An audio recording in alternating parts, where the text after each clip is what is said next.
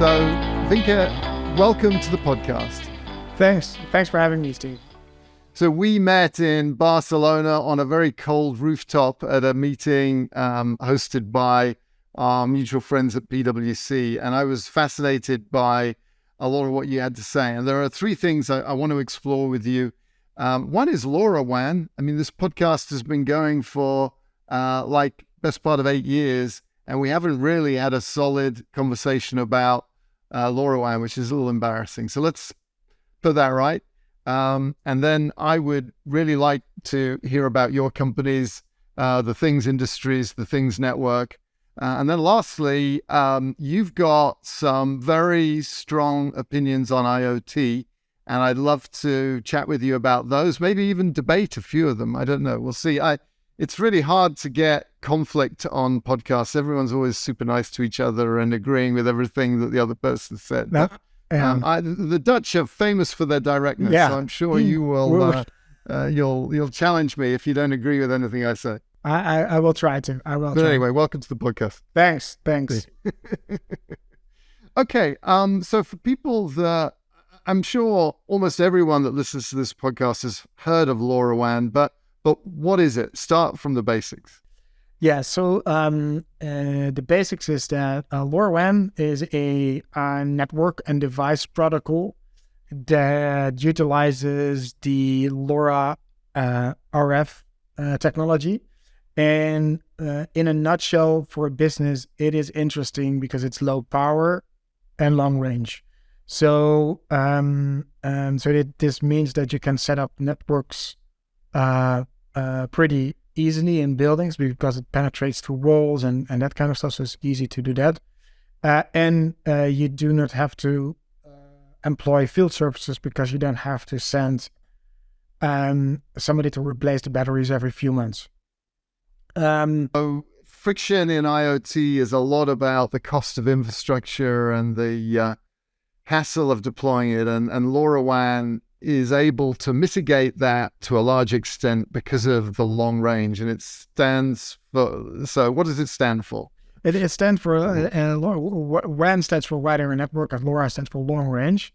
It's an IP owned by Semtech. They produce the chips, and your network consists out of gateways and a sensor. The gateway is connected to the internet, and it operates in unlicensed spectrum. And basically there it brings small pieces of data from A to B. So we have a lot of kind of retail, food compliancy, kind of small sensors and fridges that in the end of the day report on food compliancy and temperature logging. We have companies that use our sensors in mines for air quality, but also, for instance, for predictive maintenance, smart cities. So we help customers build smart metering networks for specifically water metering because you don't have an active power source there, so it has to run on a battery for very long. And the main kind of area where it's successful is in localized networks. So it can be a city, it can be a big industrial site, it can be a building, and where you completely control kind of the network and the use case and the sensors. We are now on our business and our enterprise platform have 1.3 million devices all around the world, literally from connecting 10,000 cows in Australia to mine conveyor belts in Chile. So you're talking about the Things Industries Network, 1.3 million, as opposed to LoRaWAN. Do you have a sense of how big LoRaWAN is now as an ecosystem? Yeah, it's hard to estimate how many devices globally. I think we're somewhere between I think 40 to 100 million devices globally. That's pretty impressive. It's very fragmented, yeah. And let's get back to that fragmented thing. And for the techies, it's sort of what kind of frequencies is it talking about? Is it talking over? It's a low frequency network, right? Because that's how you get the propagation. Yeah, so it's 868 in Europe and 915 in the US, and so it's a sub-gigahertz band. and the technology, it uses a chirp spread spectrum protocol to achieve that long range and to increase the probability of a recognizable signal. Yeah. And is it a problem that you're using different frequencies in Europe and the US? Is that big issue? Yeah, it's one of the downsides of the technologies that if you want to build a global solution, you have to kind of build different SKUs. Luckily, you can have the same product, but through certification, you have to have different SKUs. So that can build. It's a bit of friction, but if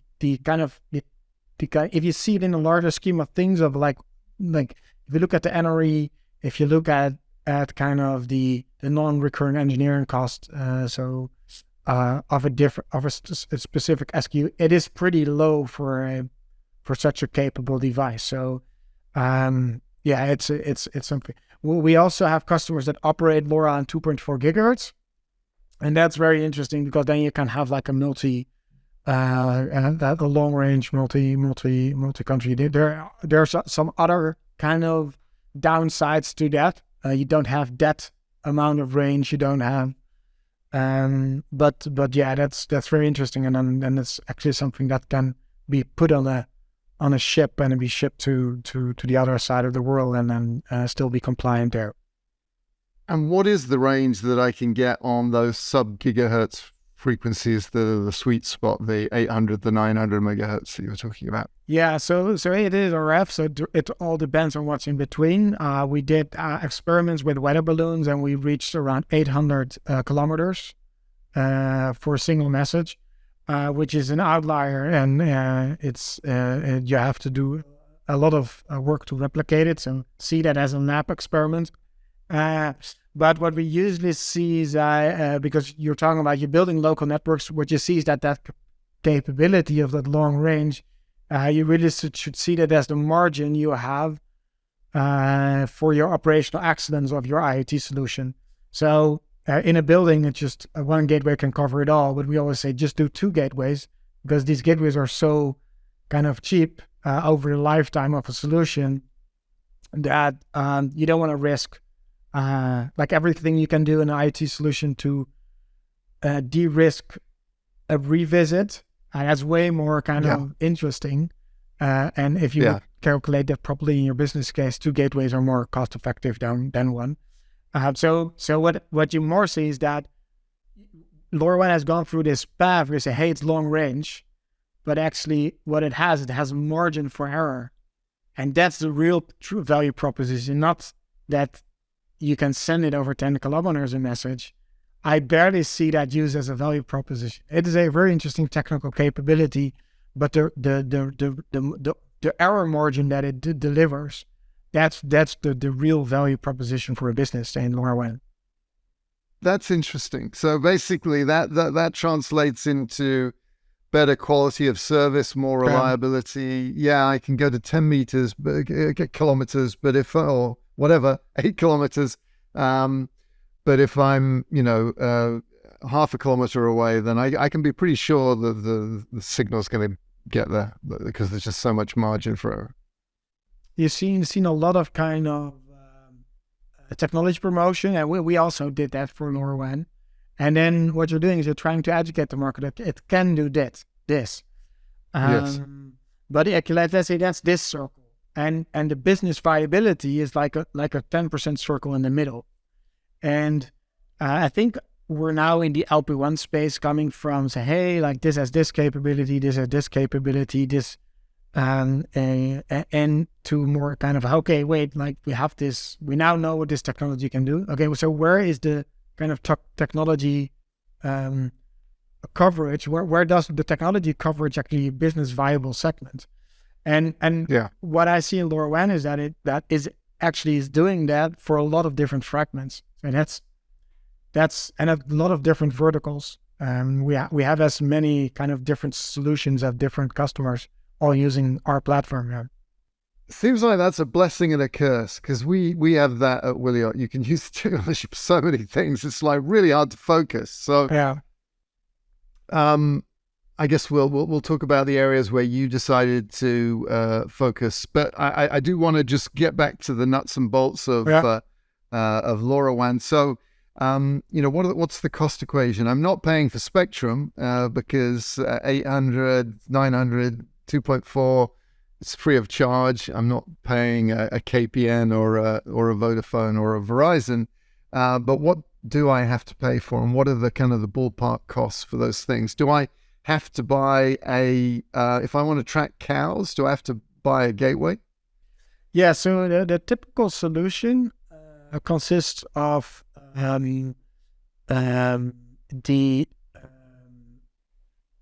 the funny thing, I just made a complete IoT business case just to practice for myself. I just gotta run you through it. So the basic hardware costs are the gateways. You have to do them yourself. So let's say that you can get them for if you put them in your business case around like 200 to 300 euros, depends on the volume. And then a typical device costs around somewhere between 50 for a simple sensor to kind of 200 for a more extensive sensor. Typically, I think the typical cost of a sensor on our network is somewhere around 100 euros. Okay, so I'm not going to use it for tracking cows then. We have customers that do that, and they made cheaper ones. So they made a bit cheaper ones. I think you can get them cheaper, but they sell them as a service. So, and I don't know the specifics of cows, but there is a business case there. Yeah. Okay. But I've stopped relating the cost to the benefits. Beyond the fact that it has to be business cost positive, right? Because what I see is we have 1.3 million devices. I think the total cost of ownership of a LoRaWAN device over 5 years is around $300. So that means that we already have around kind of 400 million in total cost of ownership incurring on our enterprise kind of clusters. And then the business case has to be solid. And I think it's always around at least a 4x IoT business case to make it anything sustainable. So we brag about being like somewhere between 1 and 2 billion in efficiencies we create. It's not monetary all, right? It's all like money you don't see. But just go into the cost. So 300 euros, the expectations you had will be around 100 euros for a device. Then installation, that's very generic. So let's say that for a site of, let's say, 1 gateway and let's say 20 sensors, let's say that you have like 500 to 700 euros in installation fees. Then our service is actually then pretty cheap in that sense. So it's around our cost for 1,000 devices is around 3,000 a year for the SaaS service. Then you have to look at connectivity backhauls. So if you can use Wi-Fi, you can use Ethernet. We see a lot of like LTE backhauls. So then you're talking about $10 per gateway, kind of per gateway per building. And then I think all the kind of application costs, so maybe your cloud solution costs you around 10 to 20K for a large implementation of, let's say, 10,000 devices. Then you have to think about your ops, right? So at least, let's say, for the whole solution of 10K devices, we would say, like, let's maybe make sure you have IoT ops around 1 or 1.5 FTE that either kind of maybe you can use to update systems and that kind of things, but also labor costs and installation. And then after that, once you've kind of built the business case, then what we always advise our customers to bring in downtime and kind of mitigation costs. So we're talking about a ref. Nobody can offer you a 99 and like 100% SLA. So you're gonna have a few hours a year that you're not gonna be there, and then you have to make sure you have the right mitigation in place to make sure that that your losses are kind of reduced. So So yeah, that's a bit of the kind of IoT business case, but it goes around that you have to kind of build your own network, build your own gateways, and can get costly. Several things I want to come back to, but then just back to the basics. How big are these devices, the gateways, and the sensors? So the gateways can be like very small ones like this, and it's very popular one. Yeah. I have them lying around here. I mean, this could be, for instance, a small indoor gateway. And this is Wi-Fi. So yeah, it's pretty. This is cheap, but I wouldn't build a kind of very. It depends on what you expect in the performance, but I wouldn't use this all too much in production. And then you have other gateways which are more professional. They're not even that much bigger, and then you have outdoor ones that if you put them on kind of large radio towers, then there are customers that they do that as well, and there are companies that focus on doing LoRaWAN into macro cell networks. That is possible with the technology as well, but they are much bigger, and they are more kind of telco grade. And this is, for instance, a small sensor. So basically, it's this one does temperature, humidity, for instance. We have device maker partnerships with 300 companies now, and they all make sure that the devices they create are fully compliant with our network infrastructure.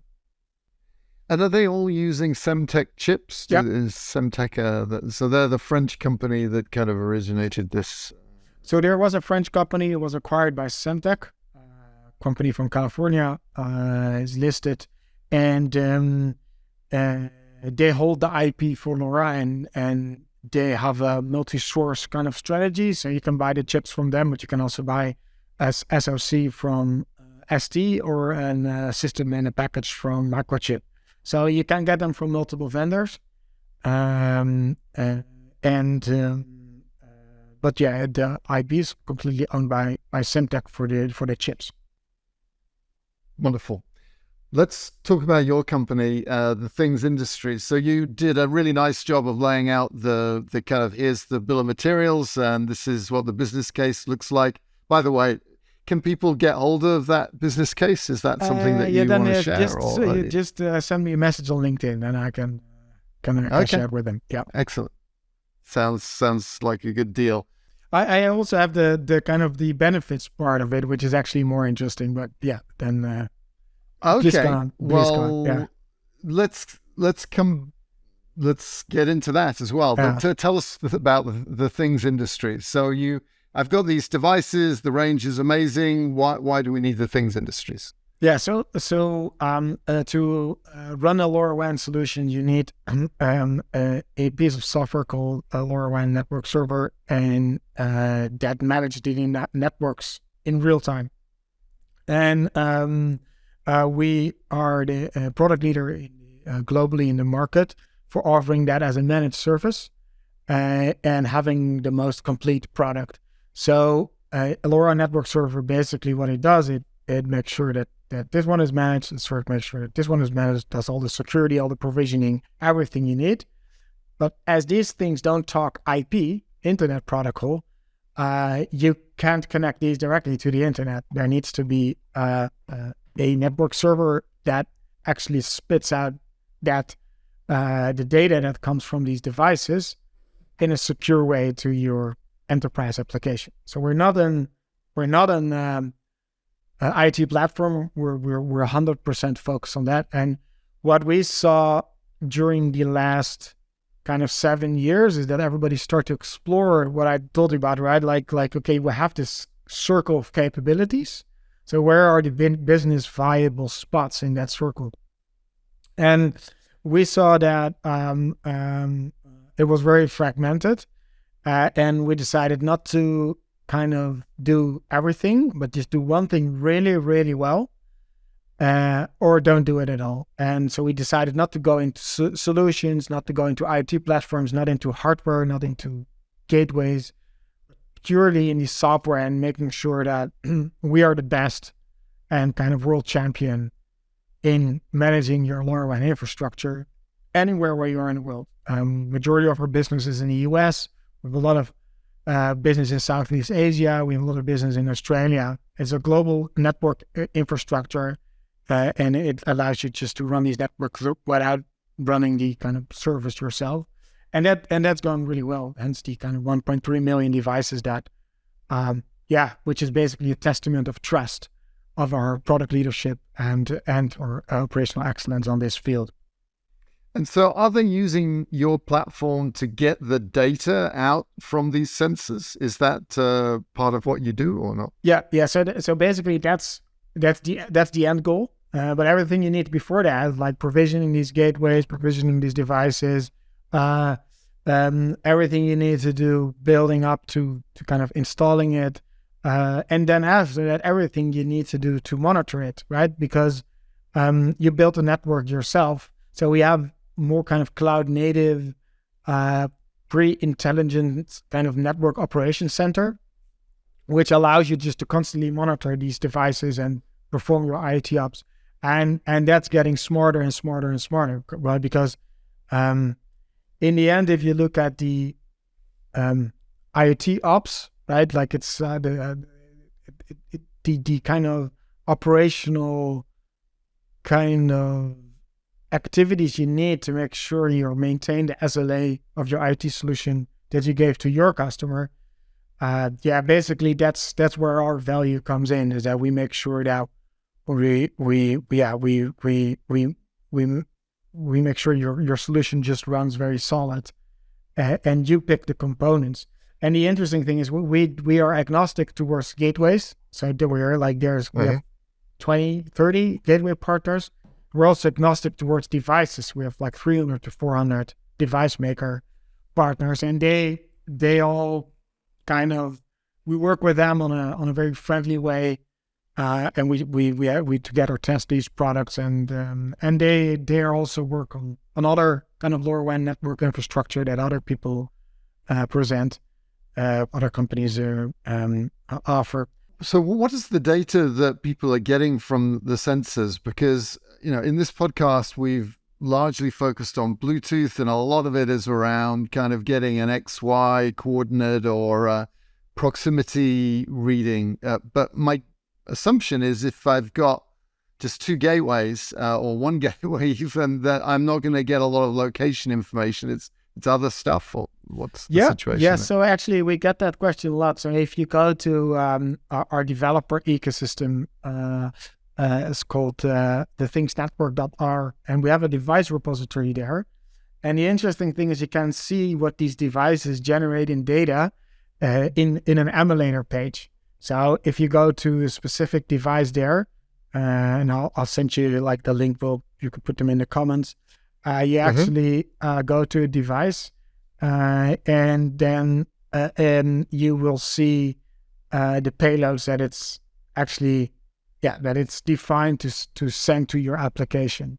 So, which is very interesting. So you can actually test all these hundreds of devices without acquiring them. So I'll send you that. So, but so people can explore themselves.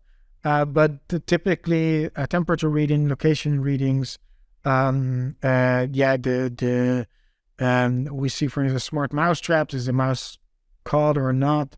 The temperature in itself, if you dive into the topic temperature, you will find out that temperature as a concept is a very, very complex thing. Is it temperature of the air? Is it temperature of the object? Is it next to the object? So I was talking with people from the certification institutes, right? Like a TÜV or and I asked them, like, how many definitions of temperature do you have? We have hundreds. And how many different certifications you have that has temperature in it? It's thousands. So I said that's actually is a really good kind of that's the proof how fragmented this market is. So and how you measure temperature, right? And so already in that it's just massive. And we have a lot of different companies that do that. Do things like that. But you said you can get location data. How does the typical LoRaWAN sensor know where it is? So there's multiple ways. You can do Wi-Fi sniffing. You can just put up a GPS module. You can do some reasoning with regards to kind of if you have multiple LoRaWAN gateways. So yeah, and there's kind of specific. You have Semtech has a piece of silicon that can do RF like the RF for the for GNSS and GPS. You have system on a chips that do both. So it can be wide range of kind of variables, and then that will result to a wide range of kind of accuracy. Very good. We're going to talk later in the podcast about how you came to start your company, but once you were at the helm, you were enthused with the concept of this network. What was the ramp up like? Tell us a bit about that story. Yeah, so it started off with that we just saw that it was very kind of it was really hard to build a solution, IoT. So we actually 7 years ago thought this is a hype because we can't be talking about all these solutions and then when I want to get my hands dirty, it's just either falls apart or just incredibly hard to do it right. So we thought let's just build kind of tooling first to making these IoT solutions easier. And we started to do that for LoRaWAN, and more of these tools came about, and then in the end, it became a platform. But that was a bit of the journey, and I think there's this kind of one thing a McKinsey researcher I always reference to is that what they and somewhere I think in 2017 they said that companies or kind of departments that do IoT one big project at a time fail, and the ones that succeed, especially early in kind of 2016-17, they had multiple projects and their granularity was way lower, way smaller. I can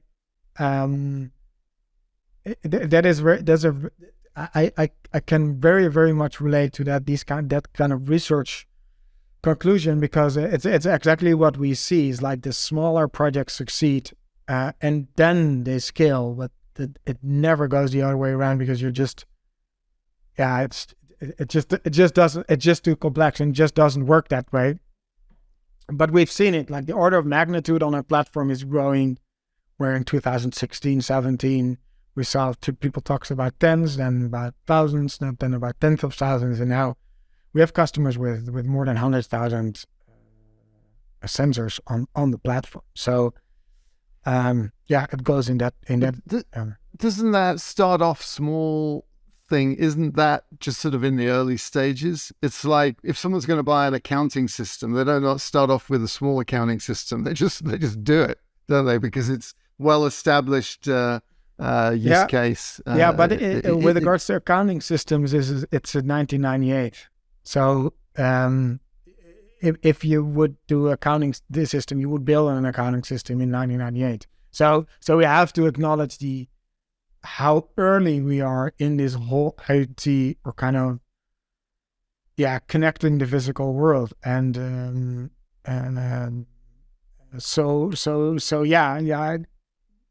if you now you get an accounting system off the shelf.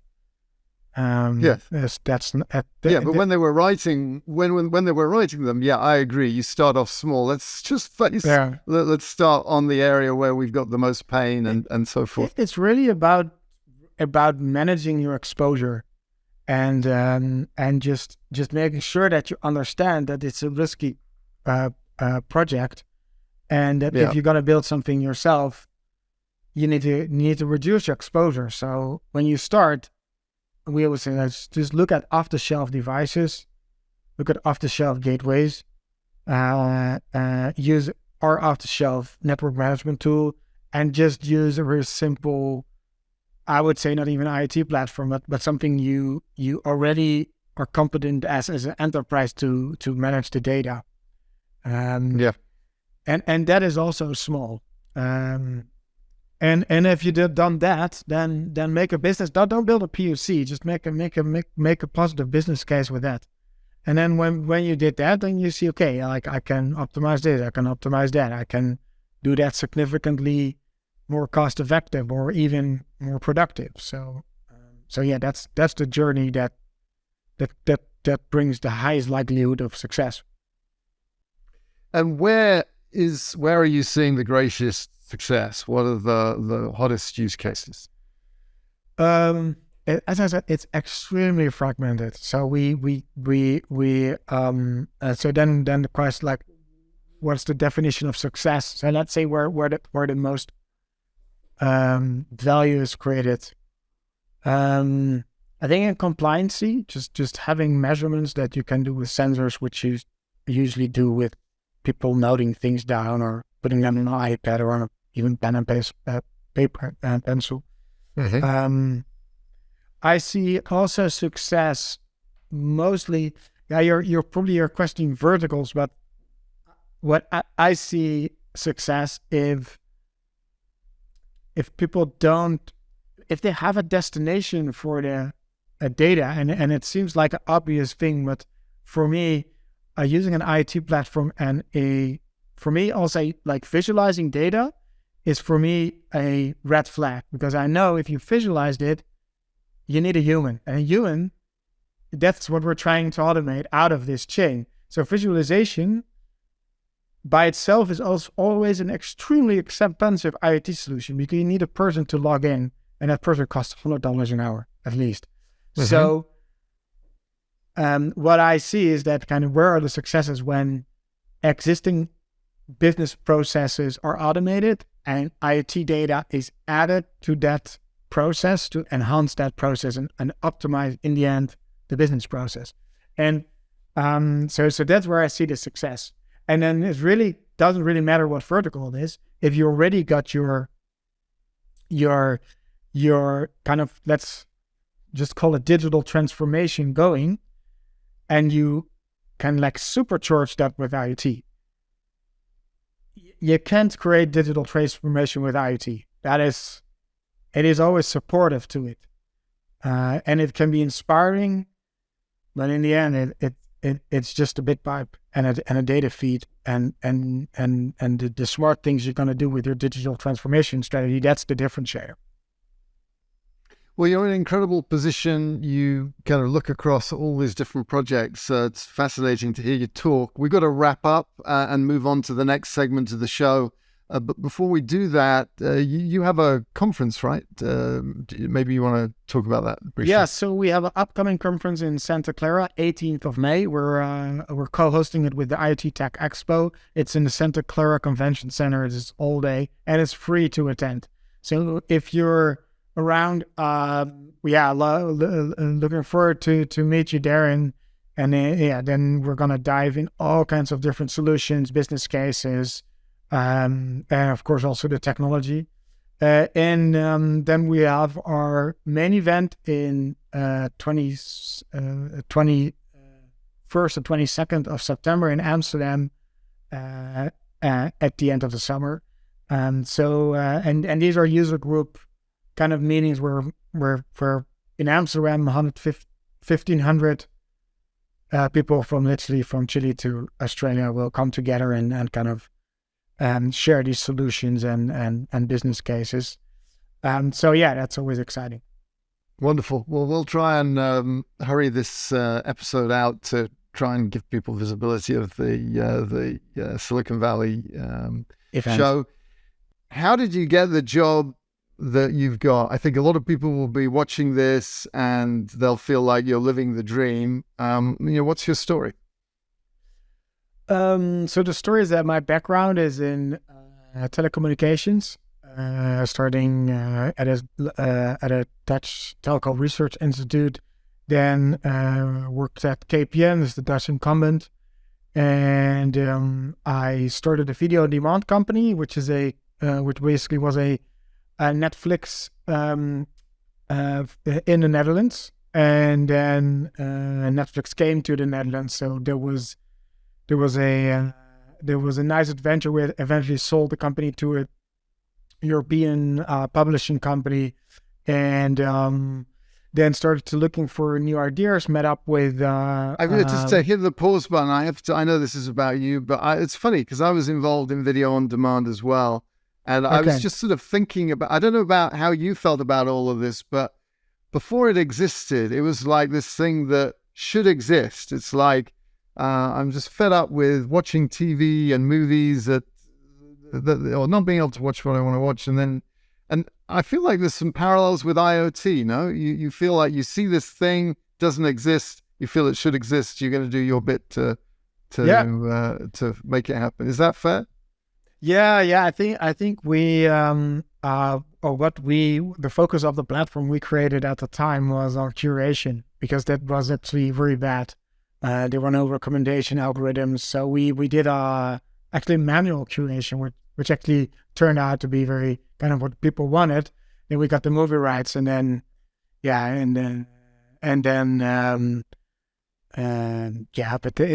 you need to have a massive kind of bag of capital to make that work. So it was a really great lesson to do that as a company, and it survived, but it never really became big after that. But yeah.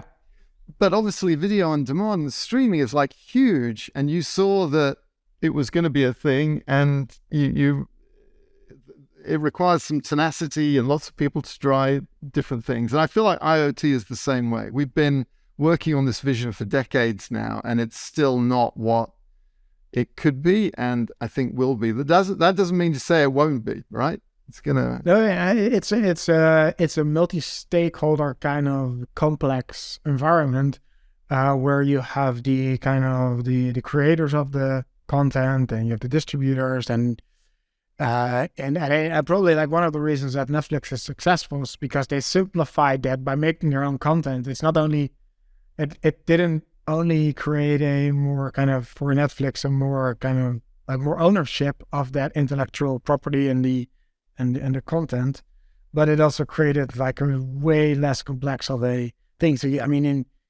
have this kind of MIPCon and MIPTV, these kind of 2 yearly events in Cannes every year, and then it's very old school that people come there and then they start trading licenses, and it just feels like you're in a kind of like, well, every time we were there, like just feels like you're in a different world, and so complex, and it's so not available. And they were complaining about things like popcorn time and torrent, and then we always told them, it's like, you're the cause of this, because you spend the last 2 decades making this completely inaccessible.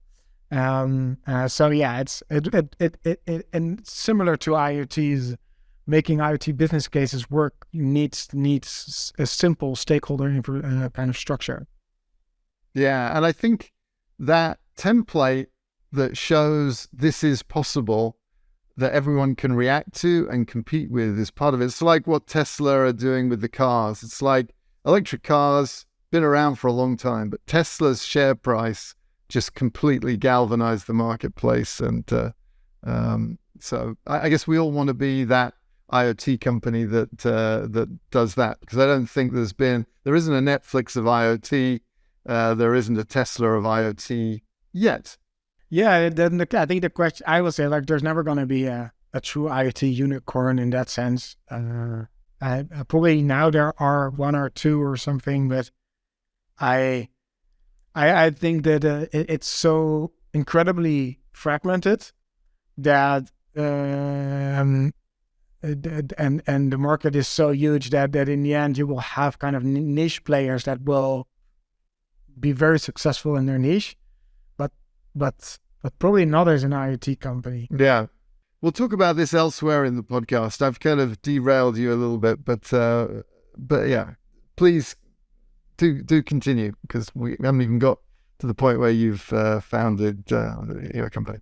I met up with my business partner, Johan, and we came up with this idea around a new standard we saw that was called LoRaWAN.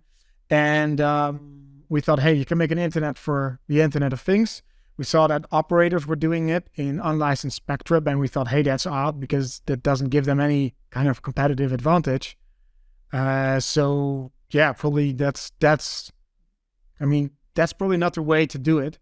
And that's not. I worked at a telco, and a telco is very good to be a bit pipe licensed or very kind of capital intensive infrastructure, and then monetize that and always meet a 25% EBITDA. Basically, that summarizes a telco, and that is what its function is.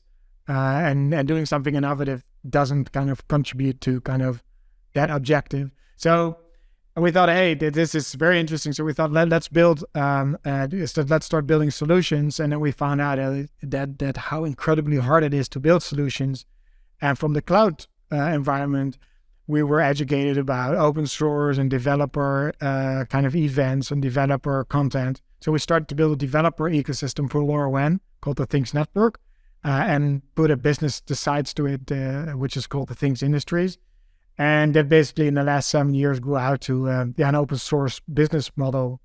What was the key thing that took you from, working for someone else to running your own show? What was there a person or inspiration? How did that? Yeah, so that was before I started my first company, and I think it's very personal. I think for everybody it's different. I think there were two phases. One is we pitched the idea of the video on demand company internally within the kind of telco we worked at, and they just said like, sounds like a fun idea, but how are you gonna make money? How are you gonna make EBITDA 25% contributions from the day one? And we thought, this doesn't make sense, right? To do it here.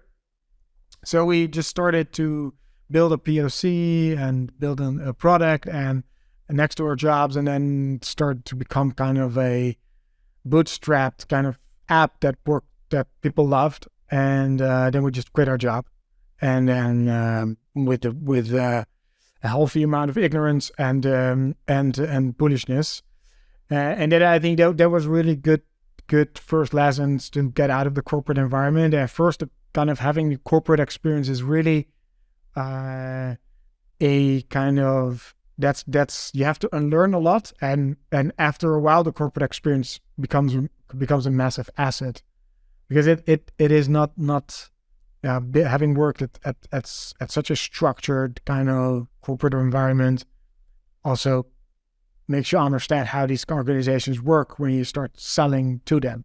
So, and then when that company stopped, and then you decide, okay, are you going to do an venture again, or are you going to go back to a corporate life? And then I thought, I'm never going to do a corporate job again.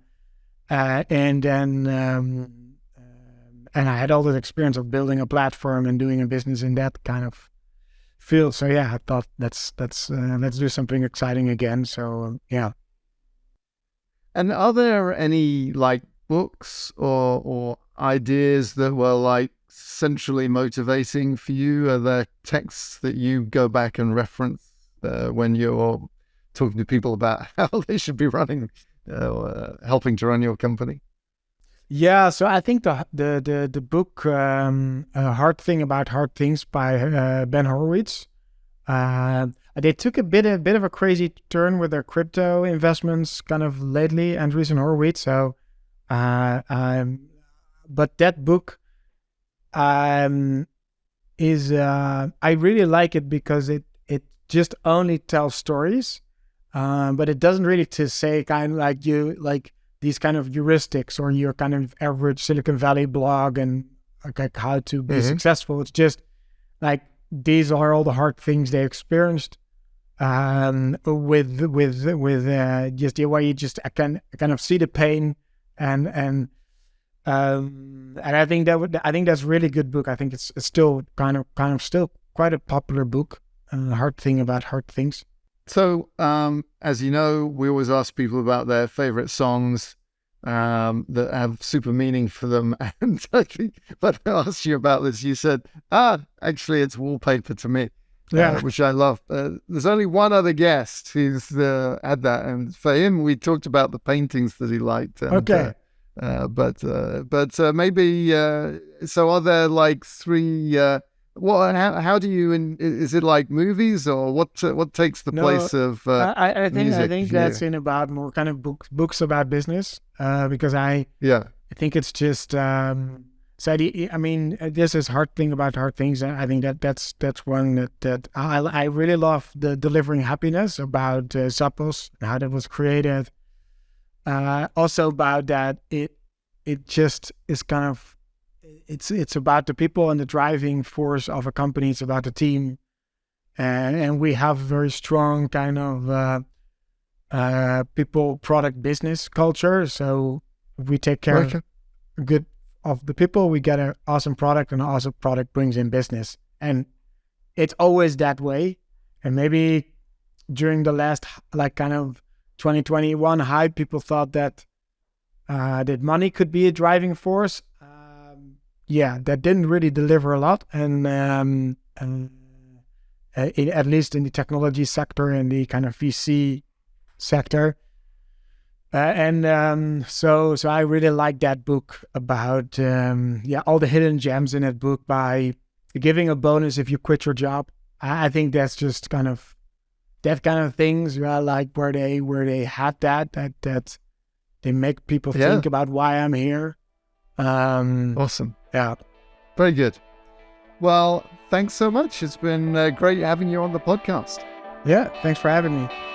Thanks for watching this episode of the Mr. Beacon Ambient IoT podcast here on YouTube. You can listen to this episode on iTunes, Spotify, or wherever you get your podcasts. If you enjoyed it, please like and share this video. And be sure to subscribe for more videos. For more information about Wiliot, Ambient IoT, and IoT Pixels, head over to wiliot.com.